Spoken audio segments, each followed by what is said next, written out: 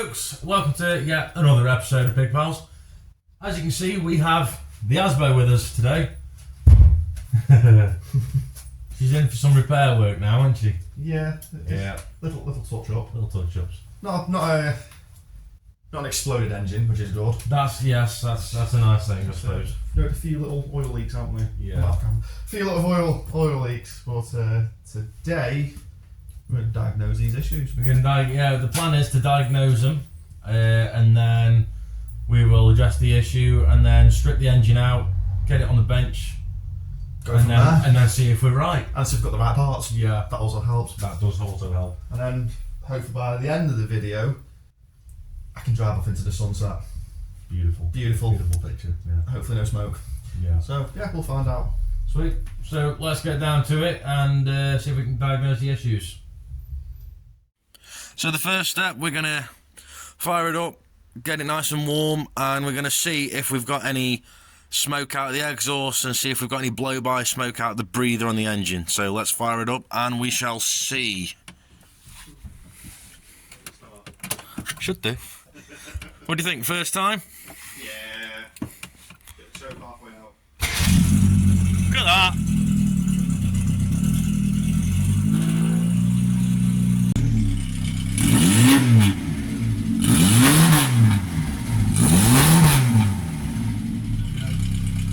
Right, so Ant's just been out, just warm it up, give it a run around the block. No. So, let it cool down, so just having a quick butty. We have noticed there is a little bit of blow-by smoke coming out of the breather. That's usually a case of piston rings, so we're suspecting that. And there's a lot of smoke come out of the exhaust when you boot it. Valve guard seals. So it's got to be valve guard seals. So the suspected culprits at the minute really are piston rings. Even though the smoke's not bad, we did try to get footage, but the car tries to work properly. Well, but because the smoke isn't as obvious, you know, it's not thick, it's just a weep. The camera couldn't really pick it up all that well, so yeah, so there's no point in putting that footage in because you won't see it. So it's suspected valve guide seals and piston rings, so that's what we're going to check for first, and then if we see anything along the way, we'll attack that when we come to it. We'll go from there. What? Nom. So the first easiest thing to do when you want to take an engine out, you want as much space around the engine bay as possible. So of course, with the bonnets popping upwards this way and the engine being further down, it's easy to just pop the bonnet off. It's only on 2 screws, so hopefully yours aren't seized, so we'll just quickly get that off now.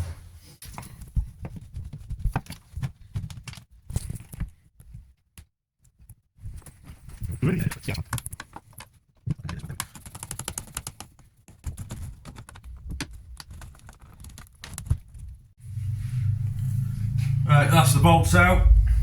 So now we will pop the bonnet off. It comes off as easy as that. Pop it down the side and make sure it doesn't drop and scratch the paintwork, and you'll be all good. And obviously, as you can see, it gives us more access to the engine bay. So what we're going to do now is quickly just drop the coolant out of the engine. Now, a couple of ways you can do this.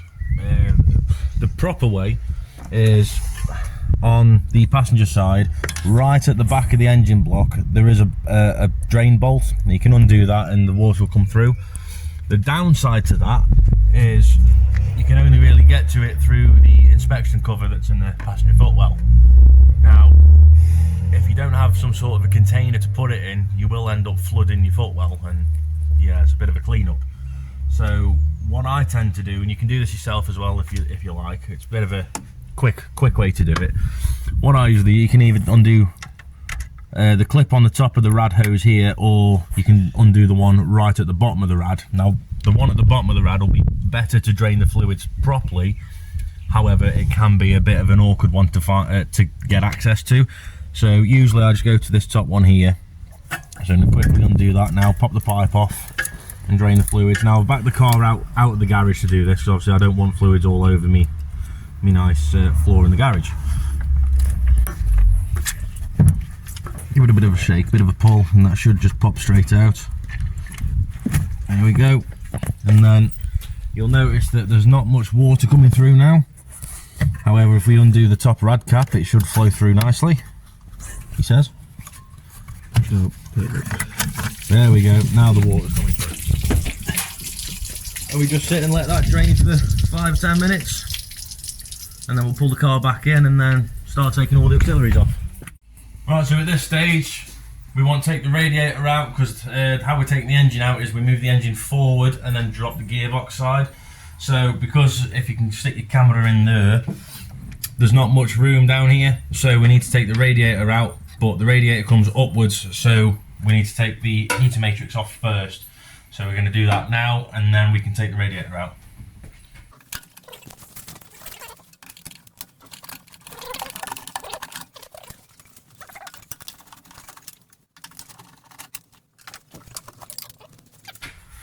So at this point we've took the heater matrix off. I already undid the hoses beforehand. Sometimes they need a bit of convincing to get off, but these weren't too bad, to be honest. But you can have a look now, you can see you've got loads of room to pull the radiator up now. So that'll be, the next job will be undo the radiator and lift the radiator out. Now, the difference being, because we're working on a Mark III, if you've got a Robin or Rialto, the radiator is mounted to the body itself. Now, this being the Mark III, they changed the design a little bit. So with these, they've actually got brackets coming off the chassis, off the crossbar. Now, it does make it a lot easier to take the radiators in and out, because you don't have to crawl under the front end and undo, most likely, seized bolts off the radiator. Right, so when it comes to taking the engine out, you have to take a bit of the interior out, as you could probably see. Of course, there's 3 inspection panels, so you've got one in either footwell, and then you've got the centre one behind the centre console as well. Now, at this point, you need to take the gear stick out. Don't be scared about it, because it's dead easy. It's just a simple fitting. There's this little D-clip right here. So to pop one out, it's the same putting it back in pretty much. Get yourself a little flathead screwdriver. Just pop it out one end. Nice and gentle so it don't fling anywhere. And then you can pop the other side out again, same way. Get the D-clip out, and then it just goes pop. As easy as that. Nothing fancy, just 2 little locators. And then when you go put it back in, the stick fits in the slots, and then you've got a little hole on each side of the cup, and as long as they correspond with the 2 little there's tiny little holes in the top of the plate there on each side, as long as that clicks in nicely, your gear stick shouldn't come out. If your gear stick does start jumping out randomly at times, the odds are the clip's worn, so you can get a new clip, or you can try and just bend it in that little bit more to give it a bit more spring. Other than that, that's your gear stick done anyway. So I'm teaching Ant about his own car now. So Could be a while. yeah. So now you want to get your 13. 13. In fact, no, you don't. No, I don't. You want to undo, Learning. You want to undo your hose clips for the carb heater. Now there's one each side, so one at the front, one at the back on this one. So right now we're up to the stage of the radiators out, the distributors out, and now we're just taking the carb out now, so it just gives us more clearance as well. No. No, sorry. I'll take off the back. Take off the back first, on that. Yeah. 13! What you do, you have one at the front, one at the back. Unless you're on the 750 engines, which point forward.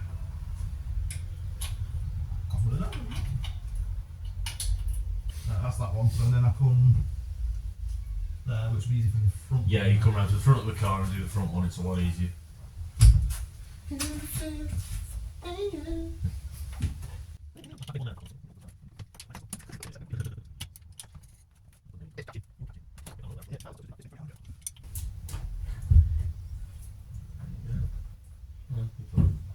That's just your back hose.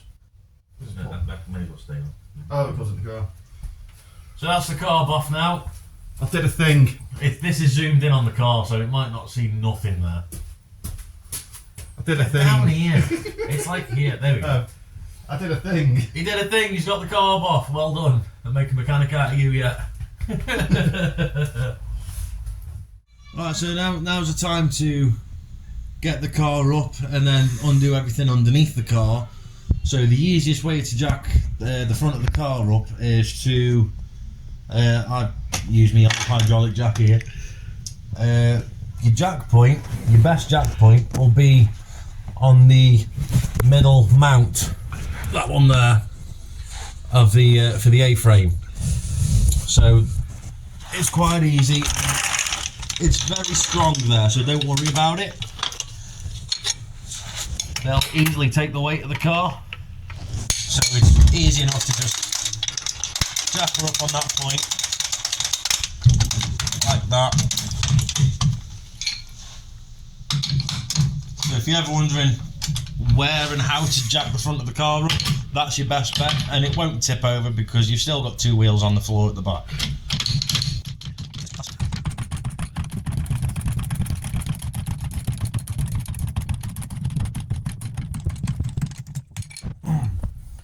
At this point, if you like to, you can, if you want to be safe, you can put some axle stands under the chassis here.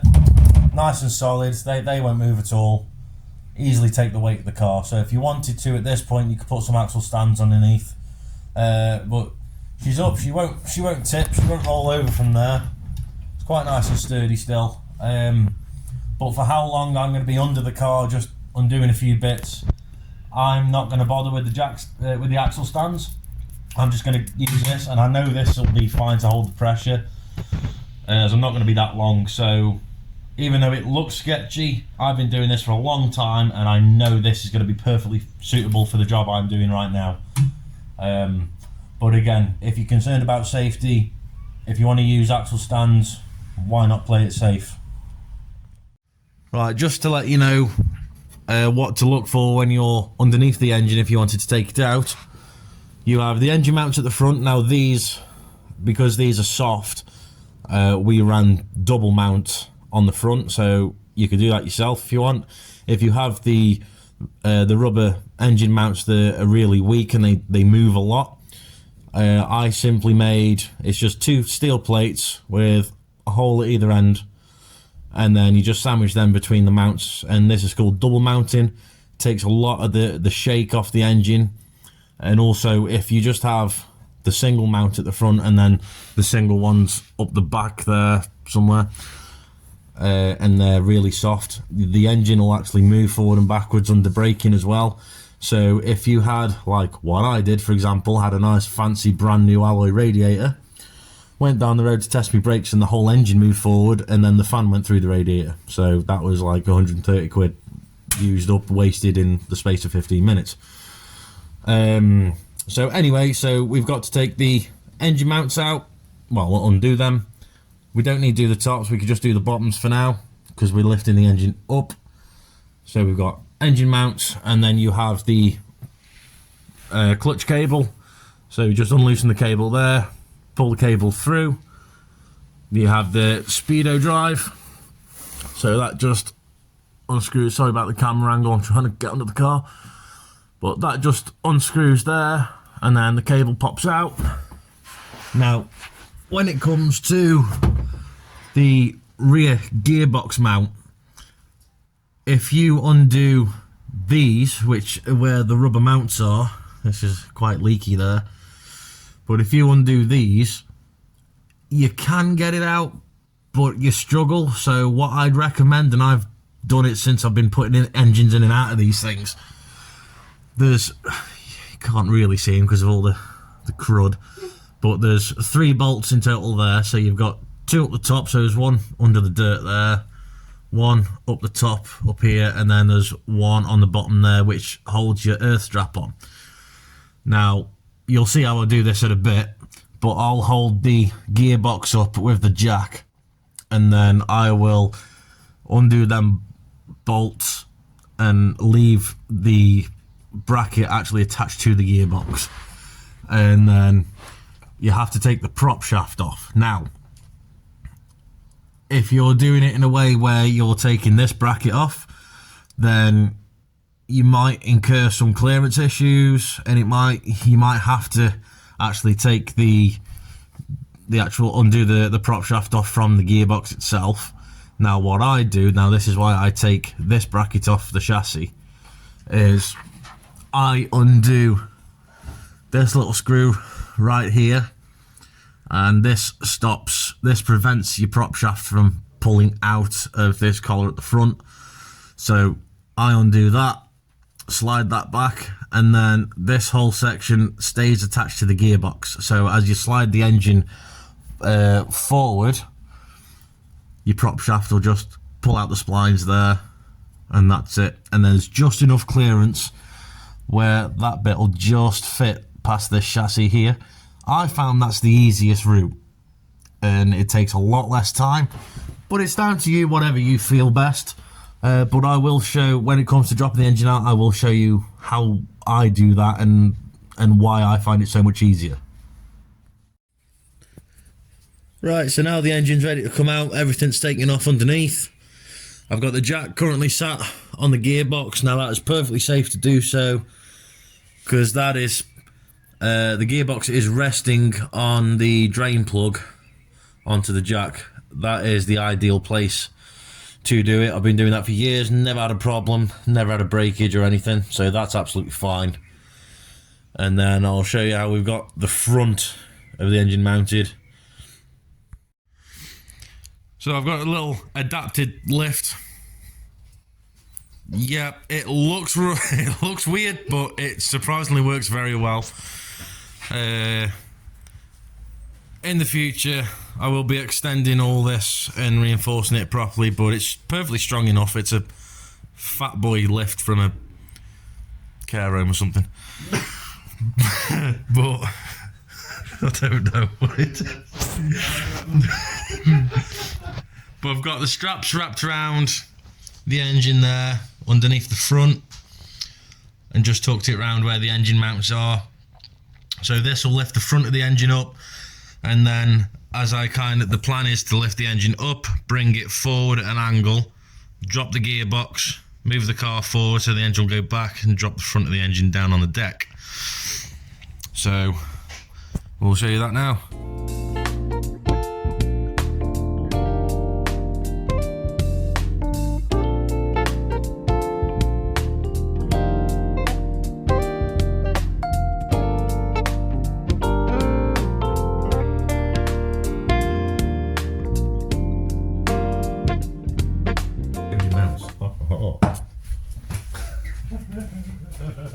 This is funny, isn't it? Hopefully, as you can see here, the gearbox is now on the deck, and the engine is currently sitting about that kind of an angle. So now we will gently roll the car forward, and the handbrake's off the car, so it's important to do this on level ground. So we'll just roll the car forward, tuck the engine behind the chassis as it goes down, and as soon as it's on the floor, we'll move the hoist and lift the car off the engine, because that's how it works with these. Sure, what do? What of editing that video. The man was Sure, what do? You've got so much editing to do. It's fantastic. Absolutely fantastic.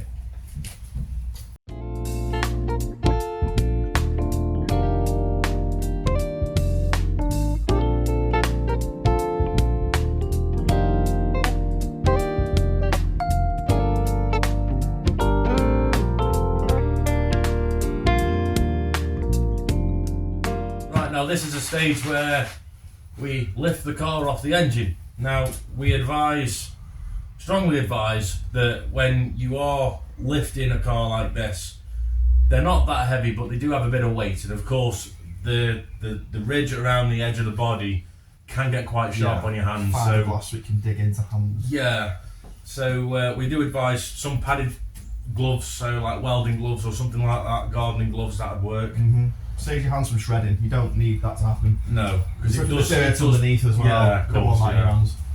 So you can do this by yourself. I did do that myself, but now I've got a poorly back. That's probably why. Yes. So I'm lifting with you Yeah, so what you need to do is go blackmail a friend into helping you. on his own car. So this is how you take the car off the engine. So what you want to do is the front end needs to come down. Looking off on your whiteboard. Say It's where your car is. Where my car is? Where your car So is. back in that the garage. Yeah. Alright, cool. Ready? 3, 2, 5. God, this is heavier than yours.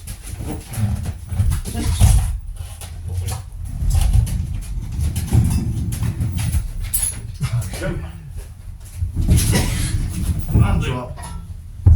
And that is how you move a car over an engine. It is. Ta-da! Right, so the engine's out the car. We've got it on the bench now, on the little engine rig we've got. Just give it a quick rinse off, didn't we? Because it was a bit gammy. Bit dirty. Yeah. Bit road killed. Yeah. Dirty. And I don't really fancy working on the engine. I'll get coated in grease. No, it looks a lot better now than it did. Oh, big time. So now we've just given it a quick rinse off. We're going to take the top end off, take the cylinder head off, drop the oil, drop the sump, Drop the lot. drop the lot. Yeah, and take pistons out, have a look at the rings, and see what we're looking at. See you there.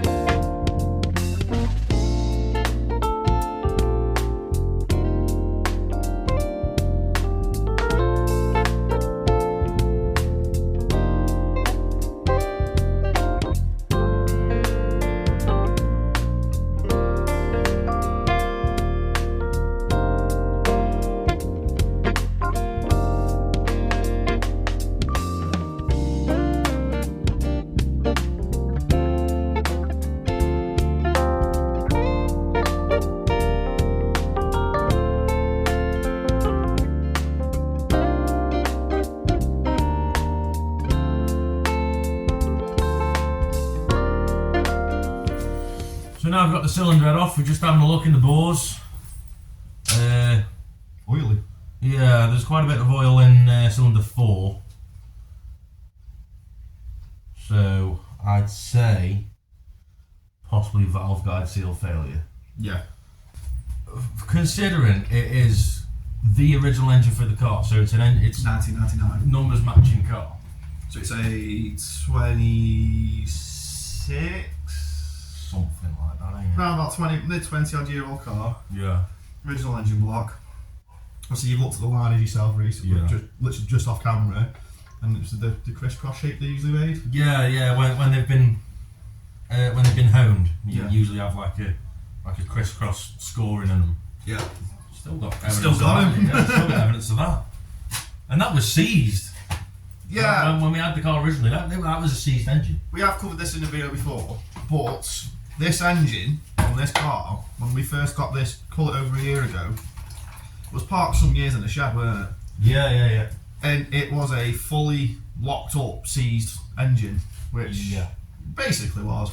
Well, it was. Yeah, it was a fully locked. There's no question, it Yeah, was. it was a fully locked, seized engine. For it now to what? We all seized it on your driveway. Yeah. Drove it home about a couple of months later. For 4 months? 3 months? No, it wasn't that long. About Was it not? 2 months I took it home after. Pardon me, I'm just pulling this thing on the track. Actually seized for a very long time from what we think anyway. I mean, as far as I know, it is stored in a shed. I believe so, from what I can tell. We can't say how many years, but we did figure out a number of years potentially. Well, the tax list says 2008. 16 years ago. Something Yeah. like that. Yeah, about 16 years ago. No. Yeah. I can't math. No quick math. It's a while ago. Well, yeah, because we're coming up soon. It's 20 years soon. There you go. So the engine was potentially stored about 16 in years. in a shed, and then obviously over time would have seized up. And then we obviously got it running again. Well, outside, I got it running. And I took it home about 2 months later, after the car was built. 2-3 months, give or take. Yeah. And bear in mind, I've drove this for a year now, just over a year now. And you've not drove it like an old granny on Sundays, have you? No, Let's be honest. it keeps up with national speed limit traffic. We've had fun, we've had a play. Yeah, in private places. But at the end of the day, it's been an engine that's been used for the past year and a bit. And this is probably the first time I've had the engine out. Well, it is the first time I've had the engine out since. It is, yeah. And checking the overall condition of it, there's oils in the pots and stuff, but again, we have took it out. It's been on angle, so it could have been it could have just been, it could have dribbled in. But again, you checked it over with a little torch, and you can still them see the lines are marks. fantastic. The honing marks seem still absolutely fine. It's like there shouldn't be an issue with the car, but obviously there is issues on the car, which is only small little rubbery things, but again, they do wear over time because it's wear and tear. Yeah, it's perishable parts. But as for the block itself, which again I'm massive surprised of. I mean, it's mostly original still. It still is pretty much original. It's the flywheel. It's got the original bearing shells in the crank still. The flywheel's practically brand new still. The flywheel's mint. It's not even where the teeth usually gouge away. Yeah. And there's nothing of that. There's none of that. There's absolutely no play in that crank at all. I'm beautiful. Honestly amazed. And it's so smooth. I know. So smooth. It does explain though, like I said, I have been saved this past year driving the car that it's nippy, it feels very responsive, and this is why.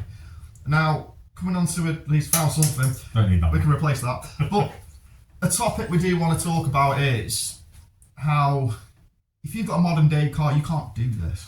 No. I mean, you need a big engine rig, big space, and to get an engine out of a modern day car, mate. Yeah, you got no it ain't gonna take too much to lift the car over the top of it. No. I mean, because we were just on about it, weren't we? Actually, off camera, Because obviously, I know these things like the back of my hand. See, and you know modern cars. I'm a modern car guy. So, and I made a mistake before. So I've seen something in the rocker cover. We call that rocker cover, and I went, "Ooh, that's a little tiny camshaft. That is." No, it's not. What is it, Bob? The rocker arms, mate. It's the rocker arms. Yeah. Now, the camshaft, I believe, is call it down here in these things. That's it. Yeah. So you look at it runs through the centre of the block, pretty much. So you look at a modern day car compared, cams are up here on the top, but for some reason Reliant and they brought them down. But this is the way the old engines used to be. Same as like old Land Rover engines, everything. This shows what colleges don't teach you now. Because at the end of the day, you do go to college. I went to college in Preston a very long time ago now. I went to college doing mechanics as well. Yeah, that's what I did. Yeah, so on the school leave thing. Yeah, the 1 day a week thing. That's doing it. That. Yeah, I took it on full time afterwards. I've done like 2 years of that, and I've come out with MVQs in mechanics and stuff. And I've obviously with me, my own cars I've had in the past, proper cars, not free wheel cars that are backwards to me. I've looked after them and done them myself, and they're all pretty much the same kind of layup. It just depends how big the engine is, or if it's a BMW, is it a Saxo? It's all different litres, different size engines. But this, to me, considering when I learned on cars, I was learning on more modern day cars. This is a foreign thing, which is so stupid to me, because this is the most basic of engine you can actually ever work on. But yet, for someone who's never worked on one, can work on a modern day car, it's backwards. But yet, you on a modern day engine, I haven't got a clue. Poof! Yeah. But then I can go da da da da. So it's actually I can identify the parts. Yeah, the parts are pretty much bigger. I wouldn't know where to start. They're the same but bigger. Yeah. Like camshafts, going back to the camshaft. Yeah. A camshaft in this is yay long, I'd say, something like that. The size of the block is It's literally the length of the block, yeah. A camshaft in a call it an E46 I used to have. Yeah. They're a bit bigger. But yeah, it does show what you don't learn today for these young guys who want to become mechanics and stuff. You will never ever work on something like this in the college now, because end of this is when I was at college, it was a bit older cars, your old Ford Mondeos, your few transit vans and stuff like that. But kids these days are learning on more. It's all laptop stuff. It's literally ECU based. It's injectors. Injected. You plug an OBD scanner into them. The car tells you its issues for a tiny computer. Now with these, this is the lengths you have to go through. to check something so basic that can go wrong with these cars. Yeah. So, like we might have diagnosed ourselves now is potentially maybe a piston ring failure. Possibly. Well, once we pull the pistons out, we'll know that. Yeah, and the one that we've kind of I think we've agreed more on is more valve guys.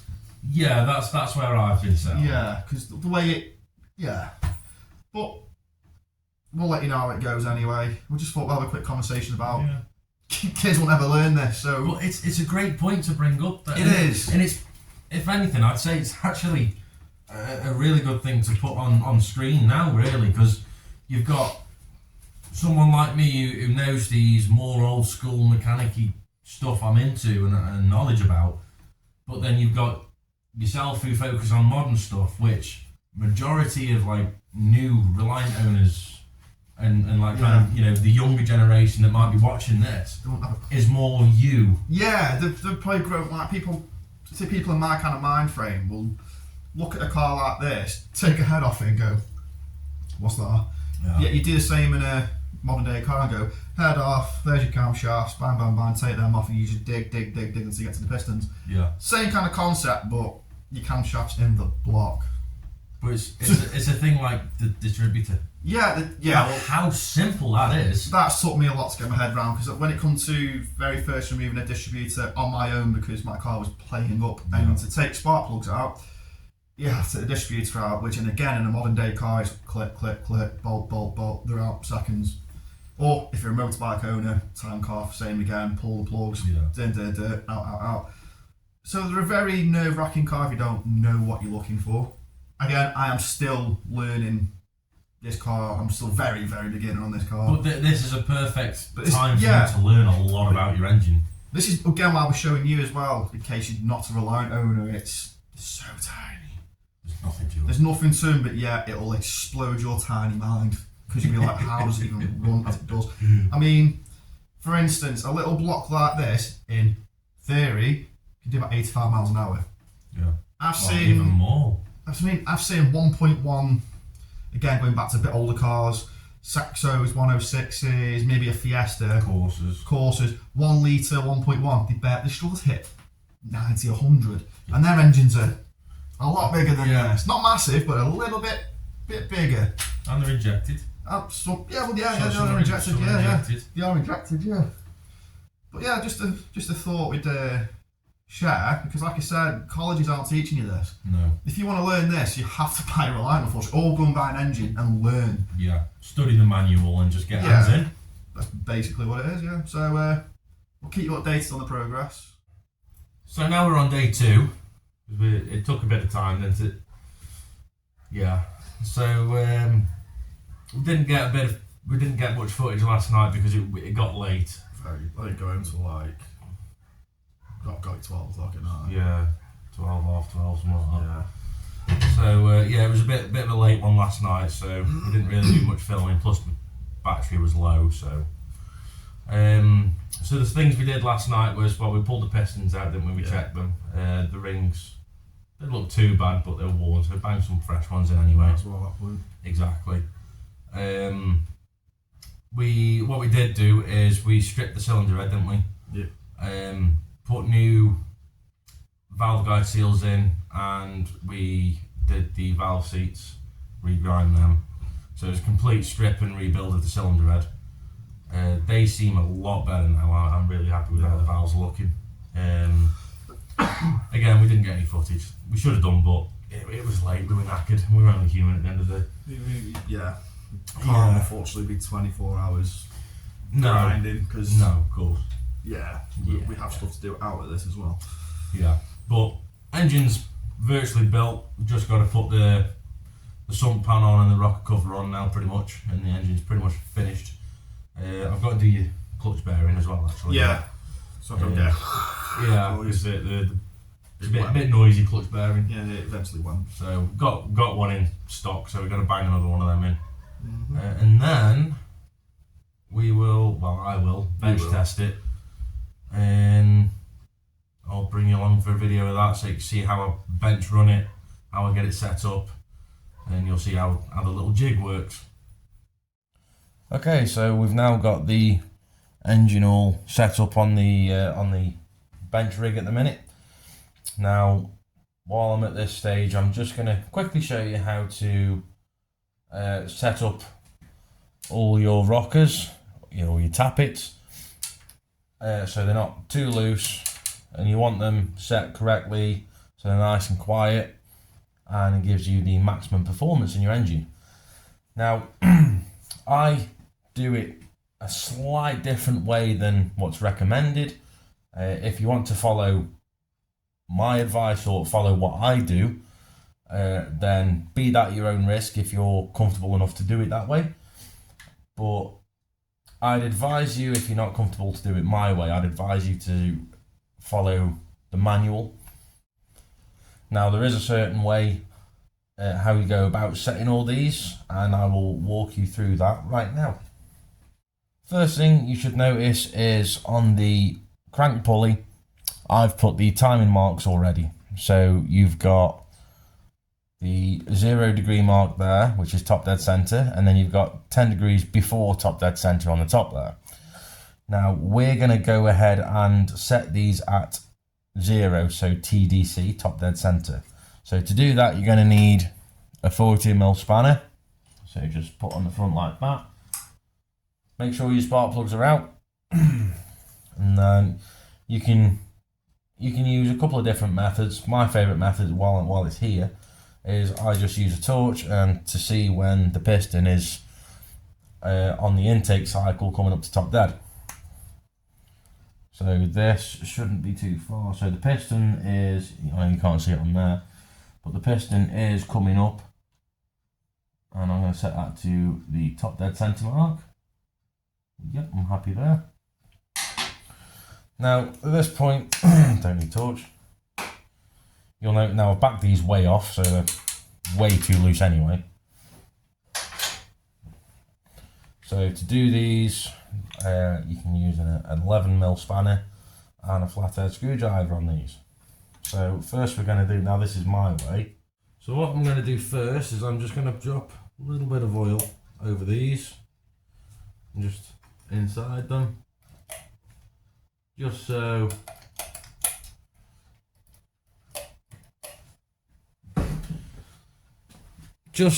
when you do set them, you can feel that slight little bit of resistance of the oil. You can feel that almost a cushion of oil. So this is how I set mine up.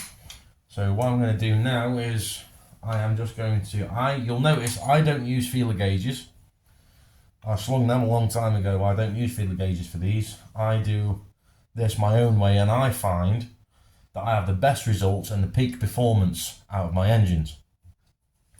Now, if you prefer to use the feeler gauges and set them to what they say in the manual, then there's absolutely fine. Crack on. There's not a problem with that at all. If you prefer that, fair play. Can't fault you with that. Now this is my way. So what I will do is then I will just gently, no force, just gently tighten them until I feel. So that's where it's starting to squash there. Obviously you go too hard, you're going to start pressing the valve. So what I'll do is just await the screwdriver itself. I'm not forcing it, just until it's, so it's there where it's wanting to stop. And you'll notice I have absolutely no up and down movement. However, I do have easy side to side movement. Now that's what I'm going to be looking for. So no up and down movement. So that I'm going to lock that off.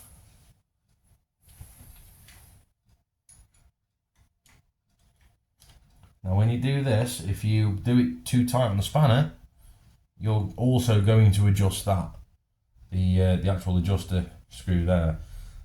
Now that will also tighten it, so you want to make sure that you kind of counteract that with the screwdriver, but don't turn it.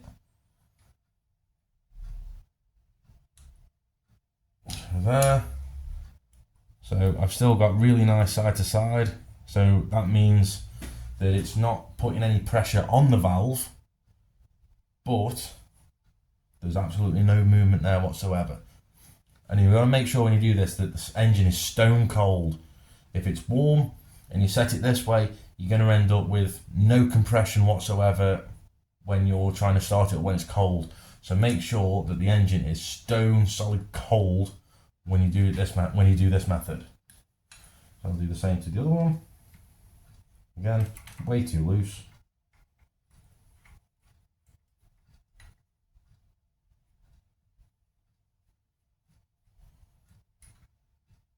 Now I can guarantee that this engine, it will be silent.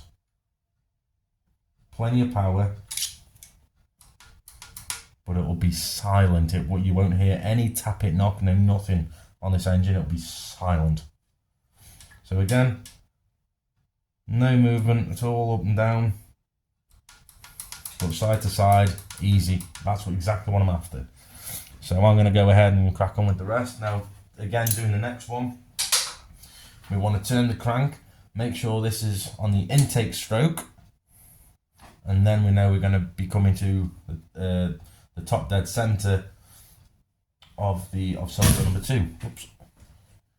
Then we'll know we'll be coming to top dead center of cylinder 2. So we're just going to rotate that again. I'll try not to get my head in shot. So we're looking for, so the intake valve is this one, so we're looking for a drop on that. See how that one's dropping? That's exhaust. So we don't want that. We'll just keep spinning. Realistically, because a firing order's 1342, so you could work it. So do number 1, then you work on number 3 because that'll be the next in line. And then you work on number 4 because that'll be the next in line, and then you work on number 2 because that's the next one in line after that. But we're going to work for simplicity front to back.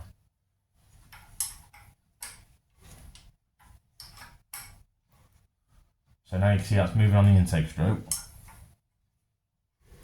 So as that comes back up, there we go, that's coming back up. So I'll get my torch, just check inside the cylinder, and I can see the piston on its way up towards the top of the cylinder, like this.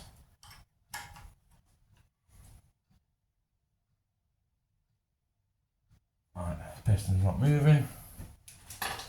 So now I know I'm at TDC with that. Now, you can also, when you set in the next one, just go back and have a feel if there's any rock. There's no rock in them, so I'm still happy with them.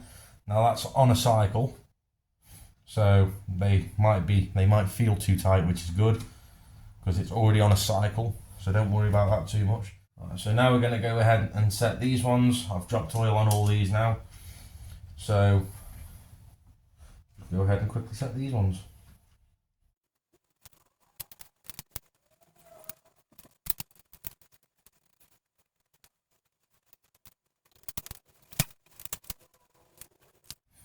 Right, now that is set, I'm just going to hit the motor to spin it over and see what it looks like. That sounds nice. Now, obviously, you guys might not have a setup like I've got, but at this stage I can do a compression test. Now, you can do this with your finger. You can do this in the car just by turning the keys on. Obviously, if you've got a kitten, it might be a bit, like a kitten or a fox or something, you might struggle to do it this way. But if you've got the 3-wheeler, you should just take the inspection panel, the driver's side inspection panel out, and you'll have access to this. So you can flick the key, hit the start button, and kind of put a finger over the spark plug hole, spin the engine over, and you should hear it squeak or try and push your finger off. That's a good one. That's a good one. That's good. That's very good. A trick you can do with the rocker covers, because it can be a bit of a pain to put the cork gaskets on if they're not properly square anyway. They do have a tendency to move inside, or you might just catch them on one of these studs as you put them on and just move the cork out of place. So you can, a bit of paper in there, you can just chuck some gasket sealant around the edge and then pop this in place like so. Give that a squeeze on. Leave that for about 10 to 15 minutes, and then that will always hold its shape when you take it on and off, providing you don't catch it and obviously pull it as you put it on the engine. So that's a good tip, rather than trying to turn it upside, turn it around, try and put it on the engine and the cork keeps falling out. That's one good trick you can do, and as you can see, it's not even set and it's holding shape for me. Right, so now it's secured. Just going to drop that on, nice and easy.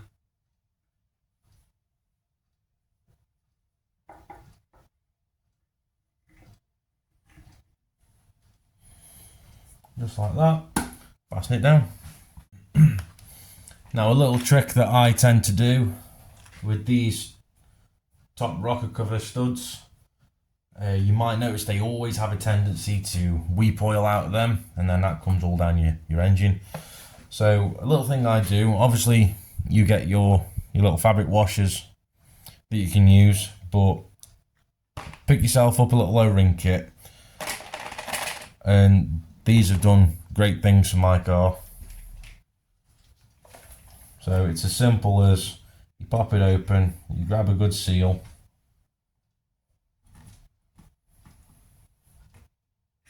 one that fits, any other ones. So you grab yourself a good seal, a little rubber seal, and you put them on first. Then you put your fabric washers over the top,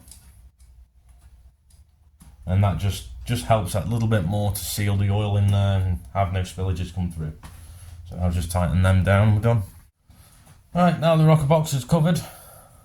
I'm just waiting for my battery to charge up a little bit, and then I should have plenty of power to test fire this. Quick tip on when you're putting your distributor back in. Now, drop her in, dead easy. In fact, that way, too easy. Let's just move that out of the way. So that's clicked in, but I don't know whether the camera will pick it up, but there's quite a gap underneath this. Now, people drop that in and they might think that that's all the way in when it isn't. So what you want to do, there should be, call it 2 clicks you're after, unless you get lucky like I did the first time. So what you do, you drop your distributor in, so that'll be your first click.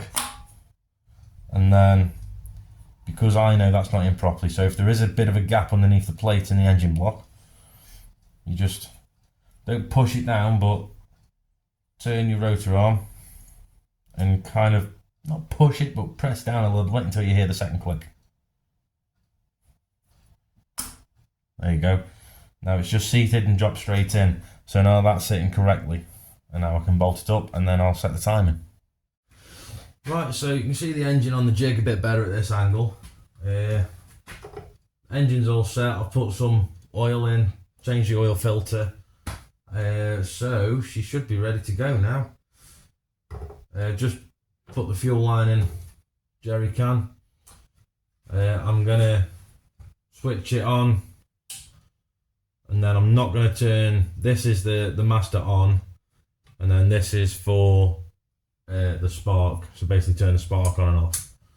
So I'm gonna just whiz it round 2 or 3 times, let the fuel pump up, and then flick the ignition on until she'll fire up. And now I'm hoping, if I've done things correctly, I'm hoping for a first time fire up. So let's see. So put the choke on just a little bit. So that's on, turn the spark off. Right, so let's see. Turn it over 2 or 3 turns, then hit the spark.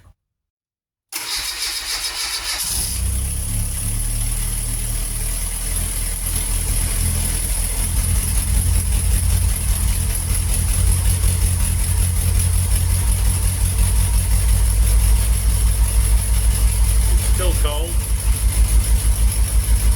We're about 3,000 RPM.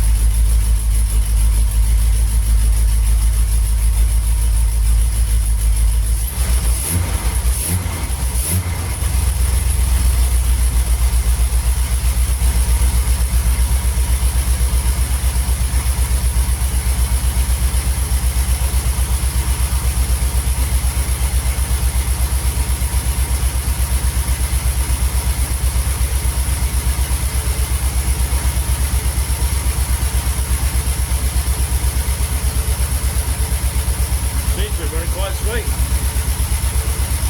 Silent.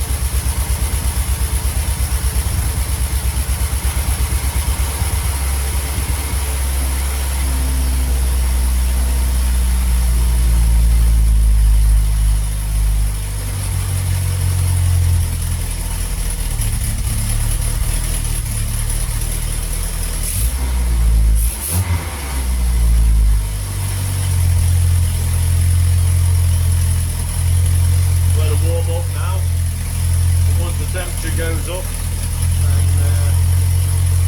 see if you need adjusting or tinkering. But it's not smoking, that's a good sign.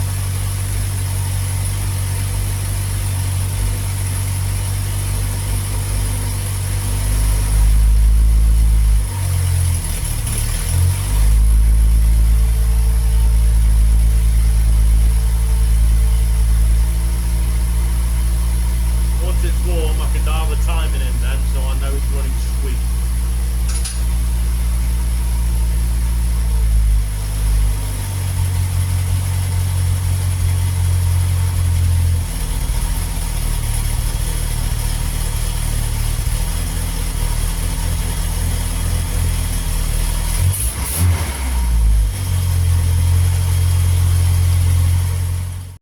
Right, as you can see, ASBO's now all finished and put together. So how do you think it is now? How do you feel? Oh, it's nicer. It's nice not gassing out the roads, to be fair. Yeah. But yeah, no, it's smokeless, doesn't smell anymore. Like, that was one of the things. The cockpit stunk. But no, so I've had it on the road a few days now, bedding her back in and stuff. Yeah. But no, she's alright, to be fair. Brilliant. Do it job, as we call it. Do it job. She needs to get it polished now. Yeah, it's a bit dirty now. We'll get it clean. Yeah. Get it clean. No, that's brilliant. That's brilliant. Because obviously what was happening before was all the blow-by gases and stuff was going into the engine bay, and that was coming through into the cockpit, wasn't it? I said it was smoking out the exhaust, there was smoke out the breather. Yeah. I'm pretty sure it did lose a bit of power because now it does feel strong again, we'll call it, but it must have been losing some sort of pressure. Maybe, I don't know. Could have been, might never matter, but no, she feels solid now, and new engine mounts as well. I was about to ask how they feel for you. Well, the engine's not doing this. That's good. But no, it's very good because obviously you've done the gearbox, done the engine, the mounts, and yeah, it's so solid now. It's like a brand new car, and the throttle as well. Yeah, and the clutch as well. Everything. You know, the throttle as well, it's so much sturdy. It's like a modern day car feeling now, not like where you can drop at 1 p.m. and it goes like that. Yeah, there's no drop of feather. Like, exactly. But no, it feels great. Brilliant. Which is good. Brilliant. We'll have to, well, probably in a future episode or something, have an in-car shot driving it. Yes, we do that. That'll be interesting. Yeah, just see what it's like to be on board. On board car. However, saying this, you would have noticed in the video of the engine jig that I built. That's how we got the engine dialed up and what we had sat on, get it running. If you would like anything similar to that, please let us know. Not necessarily in the comments, but drop us an email, a message on the socials, Facebook, a private message. Let us know, and yeah, I'll be happy. Build one, and we can come to some agreement, can't we? I said we're not all about business on here. We're not here to make money, but materials, etc. Of course, yeah. But at the end of the day, if you've got a Reliant and you don't want to drag it on a floor, you need an engine jig. To be fair, it's saved for a lot of Reliance lines. To be fair, it has, yeah, and it's better to just be able to have it on the bench and be able to run it, and you can dial it in, you can listen to it while it's running. And there's been many times before I built that jig. I was going to say, yeah, you put it in the car. Put it in the car, and then you spend all that time putting it in the car, and you fire up and go, oh, we missed something, or something's not quite right, so you have to pull it all back out. And the jig saved a lot of time, and quite a bit of money actually saved. The thing is, if you've got someone to call more of a professional builder, and it's going to cost a lot of money. To be fair, try and find a Reliant jig. Yeah. I don't think they've actually made one for public use, if I'm honest with you. I don't think for public, no. No, so it's a handy bit of kit. It's not didn't break the bank making it, really, did it? Really, when you think about it, not at all. The repairs on engines outweighs the costs of what you bought it for. Oh yeah.